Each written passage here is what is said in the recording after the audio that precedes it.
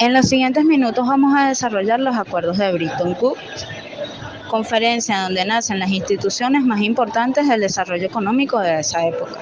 La misión de esta conferencia, en las palabras de Henry Morgenthau, secretario del Tesoro de los Estados Unidos, era diseñar acciones concretas, genuinas y en cooperación internacional. Su objetivo era establecer unos cimientos sólidos para la economía de la Segunda Posguerra Mundial. Los acuerdos de Bretton Woods son el resultado de la Conferencia Monetaria y Financiera de las Naciones Unidas, que tuvo lugar entre el 1 y el 22 de julio de 1944. Contó con la asistencia de representantes de 44 países. Fue una muy amplia presentación, ya que estaban involucrados lo que hoy conocemos como el Tercer Mundo, que todavía eran colonias de las potencias europeas, además de la presencia de los Estados Unidos, Francia y China.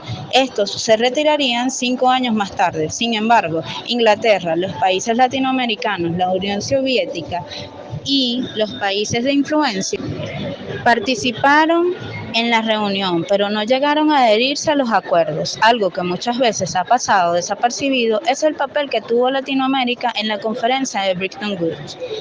Casi la mitad de los países representados en la conferencia eran latinoamericanos, 19 delegaciones en total. Un acuerdo sin el respaldo de América Latina era totalmente imposible. De hecho, el ministro de Finanzas de México, Eduardo Suárez, junto con el secretario adjunto del Tesoro estadounidense, Harry Dexter White, y el asesor económico, ministro de Hacienda británico, John Keynes, fueron los presidentes de las tres comisiones que orientaron la creación del FMI y el Banco Mundial, dirigiendo el debate en torno a otros medios de cooperación internacional.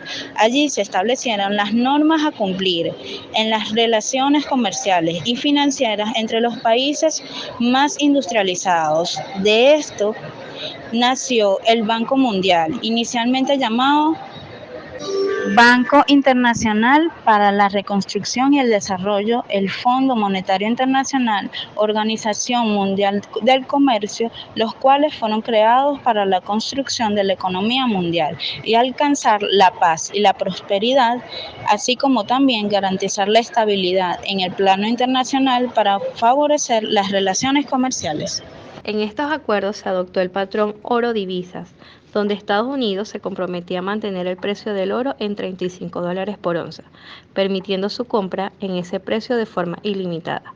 De esta manera se podía mantener el precio del dólar, que era la moneda de referencia en el comercio mundial. El resto de países fijaron el precio de sus divisas en relación al dólar americano, comprometiéndose a intervenir en los mercados de divisas en forma que éstas se mantuvieran en una banda de fluctuación respecto al dólar. En esta reunión se determinó la cuantía de sus fondos y la cuota asignada a cada país. El peso del voto de cada miembro se determinó de acuerdo a la cuota de fondos de cada estado.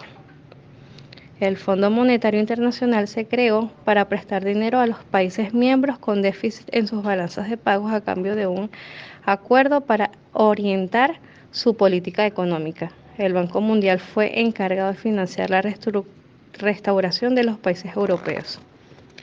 Al dirigirse a los delegados, Suárez subrayó la importancia de coordinar esfuerzos para enfrentar los desafíos de un mundo convulsionado tras la Segunda Guerra Mundial. Destacó el enfoque conjunto y cooperativo en torno a los importantes problemas financieros internacionales que enfrentamos. Como miembro de las Naciones Unidas, aceptamos como premisa básica la convivencia de trabajar juntos para resolver nuestros problemas comunes. Actualmente, el trabajo del Banco Mundial en América Latina y el Caribe se basa en una estrategia de 3 pilares: promover el crecimiento inclusivo, invertir en capital humano, especialmente en educación y salud, para preparar a las personas ante los desafíos y oportunidades que brinda la digitalización y la naturaleza cambiante del trabajo, y desarrollar la capacidad de resiliencia para que los países puedan sobrellevar y gestionar mejores impactos tales como desastres naturales, trastornos económicos y migraciones como crimen y violencia. Estos principios impulsaron un periodo extraordinario de crecimiento económico y una mejor vida y oportunidades para las personas.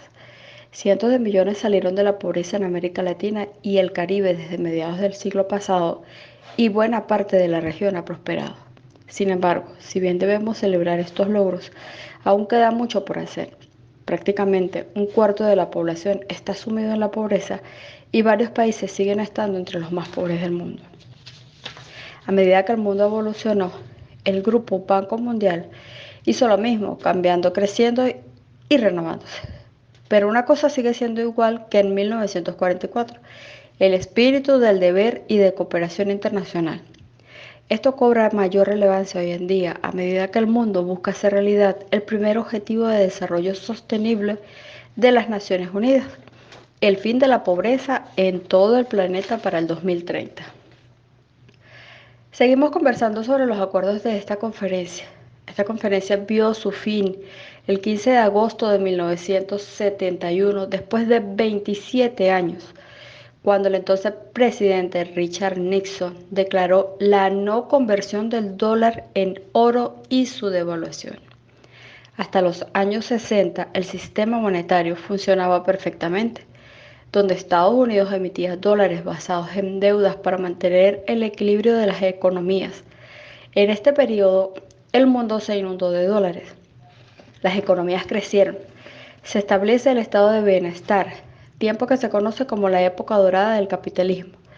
Pero fue a mediados de los 60 cuando comenzó a surgir la desconfianza en la fortaleza del dólar, y esto se debió básicamente a que la abundancia de dólares en el mundo tuviera consecuencias inflacionarias a nivel mundial, y la creciente inflación de la economía americana y el aumento de su déficit.